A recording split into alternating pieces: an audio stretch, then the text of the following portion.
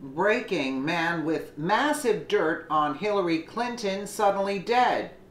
Update: suicide? By conservativestamp.com.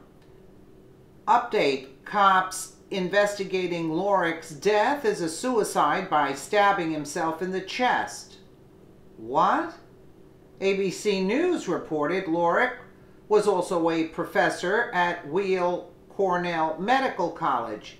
His death is being investigated as an apparent suicide, a New York Police Department official told ABC News. Initial investigations did not find any signs of forced entry at his apartment, the official said. Authorities have not found a suicide note. Police responding to a 911 call of an assault in a Park Avenue apartment at 1:05 p.m. Sunday found Lorik unconscious and unresponsive with a knife in his torso, according to NYPD. Emergency medical service responders pronounced him dead. It looks like yet another body has been added to the Clinton count. A very prominent surgeon from Manhattan was found murdered in his upscale apartment on Sunday by his 11-year-old daughter, the New York Post reported. Dr. Dean Lorik was made famous after operating on U2 frontman Bono and Giants running back Michael Cox, but the 54-year-old's life was cut drastically short after someone plunged a knife through his chest over the weekend. Lorik was found dead on the bathroom floor of his apartment. Details of how someone entered his apartment are slim. However, his sudden death certainly draws numerous questions considering his association to Hillary Clinton and her corrupt charity. Sean Brown, another in the Clinton body count. Dr. Dean Lorik, who blew the Clinton Foundation's doors in over Haiti, found murdered in his Manhattan apartment on Sunday. Weird. In fact, Lorik was the man who sounded the alarm as the Clinton Foundation robbed the Haitian people following the devastating 2010 earthquake. In a piece for CNN at the time titled "Doctors, Haiti Medical Situation Shameful," he blew the doors in on the total lack of relief the Haitians were receiving. Once we arrived, we saw a severely damaged hospital with no running water and only limited electrical power supplied by a generator. Surgeries were being performed in the equivalent of a large storage closet, where amputations were performed with hacksaws, the doctors wrote.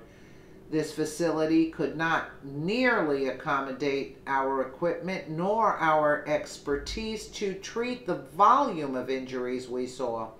The horrid conditions forced Dr. Lorik and his team to move to a hospital down the road, and things didn't become much better after that. In fact, the conditions were so bad that any normal person would have lost their lunch at the sight of it. Meanwhile, the Clinton Foundation had taken in tens of millions of dollars in donations to help fix those very conditions. Dr. Lorik wrote, "We found scores of patients with pus dripping out of open extremity fractures and crush injuries. Some wounds were already ridden with maggots. About a third of these victims were children. The entire hospital smelled of infected, rotten limbs and death. Later on, we would judge our surgical progress by the diminishment of the stench.